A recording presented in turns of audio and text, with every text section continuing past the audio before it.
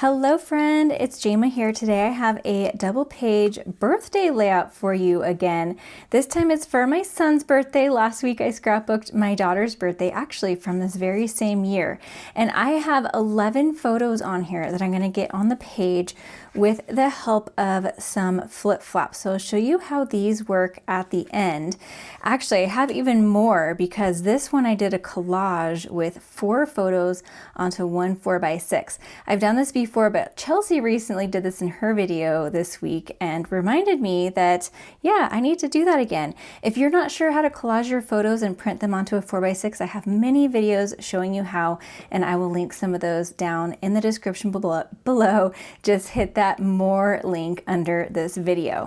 So you might be wondering why I have some cards out here. I've got a card kit, and this is what I'm going to be using to scrapbook my photos. Look at how perfectly all of these colors go with my son's birthday party. Very, very bright colors. And this is a card kit that I'm actually going to be putting together with my daughter's Girl Scout troop in a couple of weeks. I'm teaching them how to make cards, and these card kits are a great way to teach beginners how to make cards because all of the pieces come pre-cut and pre-designed, and you really just put it together. So it's going to be really fun and easy for them. I sent them a picture of these cards and they're so excited, and I even have some moms that volunteered to help because they want to make the cards too. So these are the finished cards, but I've put together one of each of the cards, but this makes 3 each of 3 cards. So I saved the leftovers for this layout. Now, if you're not into using card kits to make layouts, don't worry, because this will translate to any type of paper that you want. Maybe you have 6x6 papers or scraps. This layout is going to be perfect. Anything where you have smaller pieces. So since I do have smaller pieces, I actually turned to the creative design team's 12x12 volume 3 sketchbook, which uses 6x6 papers. And I wanted to show you this, how I'm organizing my sketchbooks, because I have, since the last time I showed you, I added all of these pretty little colorful tabs to organize and separate out the sketchbooks.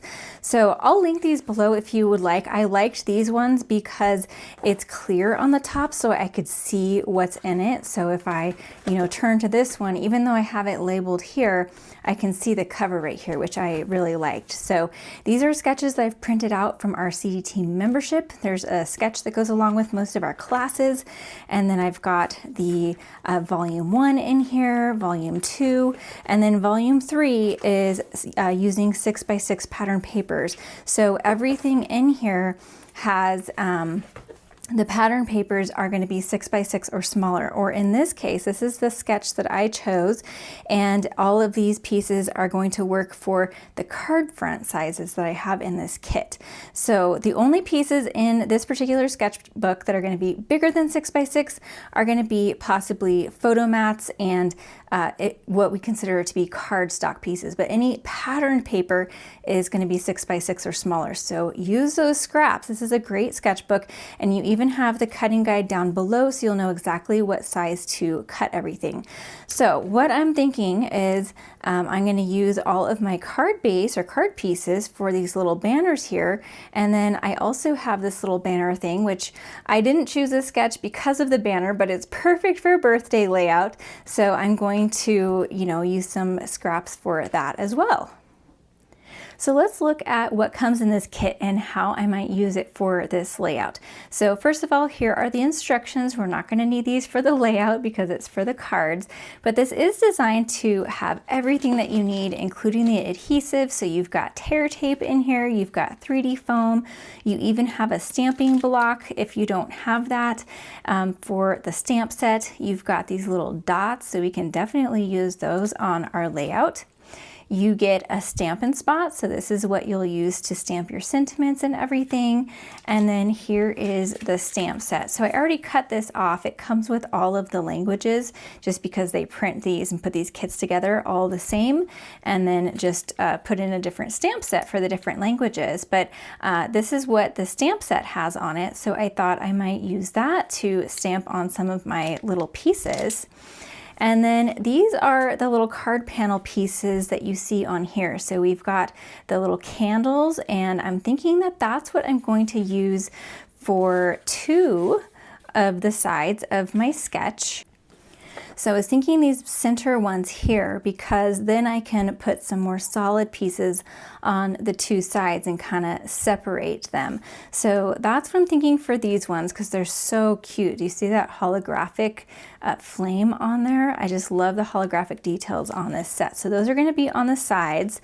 Now this is one of the pieces that you're going to be putting all of the balloons on. So one of them gets stamped and then there's 3 die cut balloons. Now I could put this on like maybe in one of the photo spots in the little grid area of my layout, but I have plenty of photos, more than enough photos to fill those spots, and so I am not going to use this panel for the layout, but I could use the back for white space if I need to die cut anything or anything like that. So that is an option. And then we have these ones, but these ones, this color doesn't go real well with my photos. I've got more of the bright blueberry blue, so I'm going to set these aside and probably use those on a different project. And then we have these plain card bases, so I'm thinking that this is what I'm going to use for the top and bottom, because from one card base I can get both sides. So then this will be, say, on the bottom and like that, and then I can use the yellow one on the top. I'll only have to use one card base, but just to give you a visual of what it's going to look like on both sides. So I think that could look good. And since the title's on the top, I was thinking yellow because it might stand out better on the yellow depending on what I use. And then the other card base is this pool party color, which I already decided I'm not going to use. There are some envelopes in here that you could use as well, like the pale yellow, or the glacier, but aren't those cute? Even if you just make them as cards, the cards are going to look so cute in these little coordinating envelopes. Okay, and then we have these little stickers, which these are meant to go on one of the cards. So this panel right here, the box or the gift, is just plain, and so you put this little present, it's a sticker, right on top of it to add that detail, and it adds some dimension, and it's holographic as well, and the balloons are holographic. They're so cute. So I have these as options. I could even cut this out of this panel to use as an embellishment with these. Actually, that's a good idea. I might do that. And then we have all of these little pop-outs, and everything comes on this little backer sheet to help give it stability and protect it. So I have 2 of these like elongated holographic pieces left that I could use still in conjunction with these pieces like they're supposed to be used on the sentiment. But this could actually be my journaling box, and I'm thinking that my journaling might be over here, so I can kind of tuck it under the photo like that. And then if I want to do any banner stamping, I can do some stamping of the happy birthday on here to use as little sub-sentiments. And then I have all of these, so I can use all of these little balloons. I'm not sure this color is going to go well, but these 2 will go. And then I do have the ice cream cone. I'm not sure I'm going to use that. That would be a great embellishment. It's a great size for scrapbooking, but we didn't even have ice cream at his party. It was just cupcakes and pizza. So I know it doesn't have to be literal, but we'll see. We'll see if I have enough. Maybe I can pull one of those in. But if you do have a reason to use ice cream on a layout, that is a super cute embellishment. So I'm going to go ahead and cut the pieces that I do know I'm going to use according to the sketch, and then we'll come back and start assembling. All right, there wasn't much to cut, but I did cut the pieces I needed, and I decided to work on a white background because we have so many bright colors in my photos and in the papers that I want some spots for our eyes to rest. So I haven't cut the dovetails in this yet, but I'm going to. And then I brought in some Calypso Coral for my big mat because that is the kind of reddish orange color that's in here, and I think it works nicely with my photos. There is a lot of orange in my photos, but since I have the white border, I think it kind of, helps to separate them. So just want to make sure that looks good. And I just have 8.5 by 11 because that's all I need actually for these mats. So I'm just deciding how I want my photos arranged. So I have lots of 3x4s, and I think I want this one with the birthday cupcake on top, and then this one will be in the flip flap, and then this one will be glued to the page with the whole group. So it'll be like this. This will be down on the page like that. So that's the one I'm actually going to scrapbook with, and then these will be in the flip flap and lift up like that. So these ones I'll set to the side because they'll be in the flip flap. And then over here, I want this one on top, and I'll put this one on the base, and then these two will be in the flip flap. Look at this. This is one of our good friend's daughters, and I sent her this photo just a couple days ago when I was printing all these, and I was like, oh my gosh, look at Macy. And she just started cracking up. She's like, that is so her. That's the cupcake frosting, if you couldn't tell. So anyways, it's funny, all of my friends' kids and my kids' friends, it's kind of all one big group. We're friends with a lot of the parents, and they get excited when I scrapbook their photos on YouTube. They're like, oh my gosh, we're famous. So she'll be very excited to know that her photo made the YouTube video. But anyways, I'll set these two aside because they will be both in flip-flops. So I'm going to have a flip-flop over here and a flip-flop over here to add 4 extra photos. So let's see, actually this goes like this, and then this goes like this, and then there's a journaling box up here. Another thing you could do is push this up and have the journaling box down here. And I might actually do that. I just kind of feel like the journaling box should be underneath. This is my sketch, but I'm changing my sketch. And then over here, I'll need to cut this one down. This is a little bit smaller of a mat. So I was trying to decide if I want this one on top where we see a lot of photos, because it could feel a little bit busier since there's more photos. Or do I want this one on top? But I felt like these ones were kind of the same. It's the same friends. This is his little BFF. So I think that might go down there. And this is my daughter and her friends. And since it's not her party, I didn't want them to be on top. So I think I'll put this one on top. This one will be underneath that and lift up. And this one will be glued to the page. All right, so this side needs to be 7.5 by 8.5. So this is already 8.5. So I'm just going to cut this to 7.5.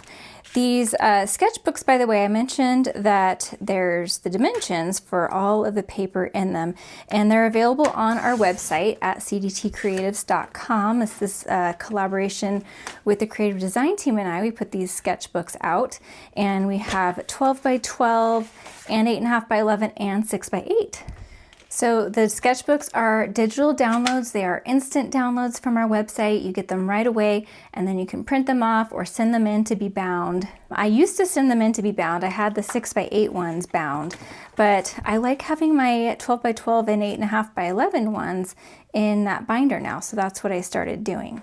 When I put photos on a mat like this, you want them to be all even. So I kind of dry fit them first to make sure I've got the right spacing that I want, and then kind of line it up in the corner.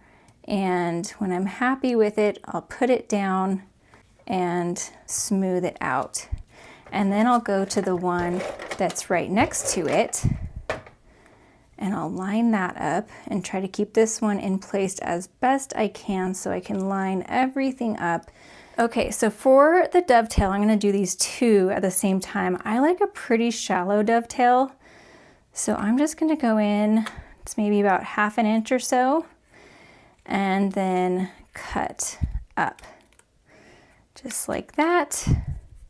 And then from the other corner, we'll go in again. That looks good. And then I think I'll ink around the edges of them too. And when we ink around the edges, you'll hide any imperfections. Another way that some people do the dovetail is they kind of fold it in half without actually creasing it, and then they'll snip up. And you could do that. I just always feel like even though I'm not folding it, it's still getting a little bit of a crease in it. So yeah, like especially with this thicker stock, it's got a little bit of a crease. So I think I'm just gonna do it the other way for these other ones. For inking around the edges, I was thinking black because I do have a lot of black in the photos. I have a lot of bright colors, so adding a neutral like black kind of helps to ground everything and tone it down. So I tested out this Memento Tuxedo Black on a scrap piece of cardstock that I had. I just went direct to paper because that gives the most subtle line, and I wanted to make sure I like that, and I do, and I think that's going to be a good color to ink around the edges of all of the pieces. So I'll just go around like this, and since I have a shallow dovetail on a pretty large piece, I think I can get into that dovetail pretty easily. On larger pieces or smaller pieces, sometimes it can be harder. Now, if you haven't heard, the creative design team and I are going to be hosting our very first birthday card event. It starts this Saturday. I can't believe it's already coming up. And for 14 days, we are going to be teaching birthday card classes. If you're familiar with the 31 Days of Christmas cards, it's going to be very similar to that. I know that's an event that a lot of people look forward to every year.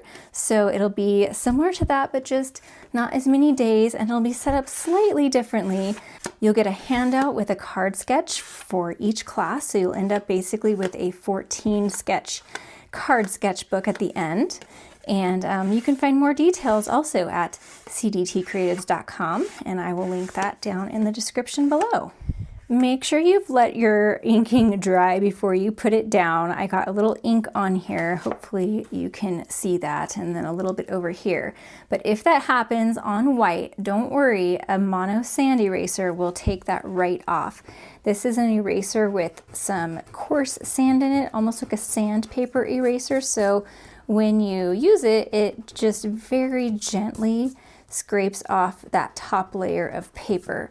So if you're doing it on a colored paper, especially with a white core, this doesn't work quite as well because it will dull the paper, but it makes it a lot better when it's on white. So it's not totally gone, but you can see that it's a lot better.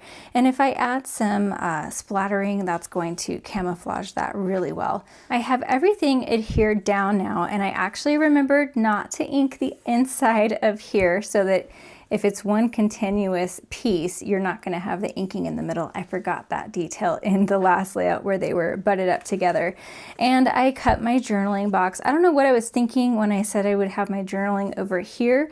That would actually look really cute. You could layer these two pieces together and tuck it like that if you had just a little bit to say, but I forgot I actually have a journal box, so I will save this for something else.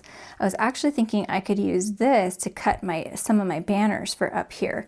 And then this is the piece that was cut from the bottom of here, and I thought I could line my journal box, the bottom of it, with that pattern to kind of create that visual triangle with the pattern. So I decided on my banner colors, and I wanted to show you how to cut the little pennant banners. These dimensions are provided in the sketchbook, and I was able to get exactly 2 of these from this one piece. I had to cut literally right at this very edge and at this very edge, and then cut in half, and then that gave me these 2 pieces. So I do still have this one left over. I thought about bringing in some of the Calypso coral, but I might bring it in another way. I might die cut something to kind of add up there with it, just to bring in a little bit more of that color. Another thought I had was to cut a banner out of this to bring this pattern up here too, but since I added it here, I don't want to have a 4th point. So I'm just going to leave this off. I could always use this for something else. So to cut these little banners, the dimensions give you the square, and then you'll cut from the halfway point up to each corner. So if you want to find the halfway point, the easiest way I've found is to fold it in half and kind of get that crease, and that crease will be pretty much hidden once we finish cutting. So you can see the little mark there, and we're going to go from there up to one corner, and then from one corner down to that point again. And you've got your perfect little pennant. And so I'm going to do that to all of them. Once you have your first pennant cut, you can actually use that as a template and more easily cut the rest of them like this. Or if you would rather not hand trim them and you have a pennant die, you can do that. This Nested Essentials has some pennant dies, but they were the same exact shape as the big pennants, so I wanted them to be a little bit different. So I pulled in these Around It All dies. These are so fun. They're these wonky circles, and I love how when you layer them up, they don't quite line up, and they come in tons of sizes. So they're a really great way to add grounding spots for your embellishment clusters, especially since we'll have some pretty small embellishments. So I pulled in this Birthday Celebrations die set. It had all the numbers, so I wanted to add the 7 because this was his 7th birthday, and then there's little tassels that I'll show you closer in a little bit. I've got my little tray here with all my little pieces. I was thinking that Happy Birthday could be the title maybe, but it just felt a little bit small, so I'll figure something else out for the title. But I did like it as a subtitle kind of over that journaling box. I did end up creating these little gifts with the stickers and cut them out of that card panel, and I really, really love those embellishments. And then I'll add 2 of each of those colors of balloons, well, 1 of each color of balloons in each of those little clusters up there. Now these are the tassels that are in that die set, and they look really cute if you hang 2 together, but that's if they're on their own and not with all of these other pennants that were already there. So I thought it looked cute to have them hanging between each of those pennants, but they were the same length, so I just trimmed a little bit off of the top so I could have them up a little bit higher so they weren't the same length. And I think that that looks cute, and I like how it draws that color up there. So I then pulled out this Documenting the Day stamp set. I used this last week as well. It's such a great title builder stamp set, and it's available as one of the freebies in the Sale-a-Bration that's going on now. So I love that you can build tons of different titles that have day in them, and it does not have dies. I just fussy cut out day. It's very easy to cut out because it's block letters. And then I chose Oh What A because it sounded to me kind of like a Dr. Seuss saying, "Oh, what a day." And with all of these bright colors, I thought, oh, well, that's fitting. So honestly, that's why I chose that one. So I stamped it in black just to bring in a little bit more black. And then I wanted to add some splatters. And I've been asked quite a bit lately how I do my splatters. So I thought I would show you here because a lot of times I do them off camera. So I'm being sure to cover up my photos because I don't want to get any paint on my photos. There's several ways to do this. You can water down acrylic paint, which is what I've done here. You can even water down texture pastes or other pastes. You can use distress sprays, distress oxide sprays, re-inkers, smush your ink pad onto a non-porous surface and add a little bit of water. There's so many ways to do this. A lot of times I use a shimmer brush, or you could use the Wink of Stella brush and squeeze a little bit out onto a block or other non-porous surface. I'm using just a little mixing bowl here, and use the brush from the Wink of Stella or the shimmer brush to do the splattering. So I've switched to a smaller paintbrush here because and then there's the bigger one again, because the smaller the paintbrush you use, the smaller the splatters are going to be. So I wanted some varying sizes of splatters, so that's why I used 2 different paintbrushes. So hopefully those tips will help you. Then I decided I wanted to add a little bit more black, and I wanted some tails for those balloons. They're fine just kind of floating there, but I felt like they needed the strings that balloons have. So I used this black baker's twine, and I'm pulling it apart. There's actually 5 threads to each strand, and so I'm pulling single strands out so that they're more delicate. The full strand or even a double strand I thought was a little bit too much for these small little balloons, so a single strand worked well. So I'm going to cut the tail a little bit shorter, but just wanted to get an idea there. So I like it on the balloon, and then I like it up at the top too to add a little bit of texture up there, but I thought it was a little too dainty for up there. So then I started pulling 2 strands, and that's what that one that's up there right now is. It's 2 strands up at the top, just 1 strand down at the bottom. So I finished that all off camera and think that that looks cute. I just adhered them with a tiny dot of glue at the base of the balloon, and then another tiny dot of glue for the strand, the long strand somewhere down below. This could have been finished, but I felt like it was missing something. Usually in my clusters, I have some sort of sprig, whether it's a leaf or something. And so I was trying to figure out what I could add, and then I remembered that I had this gold open weave ribbon. This is a new product. I don't use a ton of ribbon, but I think that you can use this in so many ways, not just as a traditional ribbon. I used it in a layout recently as it was a beach layout, but I thought it resembled like fish netting, and so I used it on a beach layout. Now I'm using it on a birthday layout. It's got so many possibilities. This small cluster up here is a lot smaller than the other clusters, so the thick ribbon was feeling too heavy, so I just trimmed that down and it looks really good. And here's a sneak peek at a brand new product. These are the on-the-go puffy stickers. They go with an upcoming online exclusive release that comes out in March for a travel collection, but a few of the colors of them worked perfectly with this layout, so I just couldn't resist. I had to use them.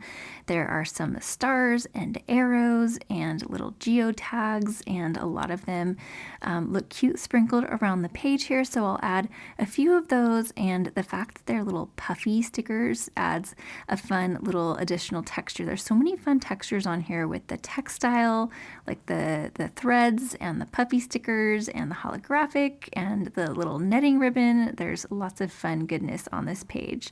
And then I pulled in the little dots that came with the card kit, and I added a few of those around the page as well. I really love how all of these bright colors and the festive embellishments really represent Tyler's 7th birthday. He had so much fun at the trampoline park with his friends, and we stayed well past the allotted birthday party time. They had so much fun. Here's a close-up at all of the detail. Some of the balloons and the day part of the title are popped up on thin 3D foam tape, so they've got a bit of dimension. Don't go anywhere because I'm going to show you how to add the flip flaps to this page. But if you do want to see still shots of this layout, I will eventually post them over on Instagram, Facebook, and Pinterest, and you can find all of my social media links down in the description below.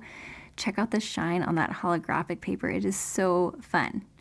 Okay, so I've got my pages in page protectors, and then here are the flip flaps. They come in multiple sizes, so here I've got the 4x6 and 3x4. You're just going to put your photos in. If they're going to be flipping up, you need to make sure you have one in upside down, because when it flips up, it will be right side up.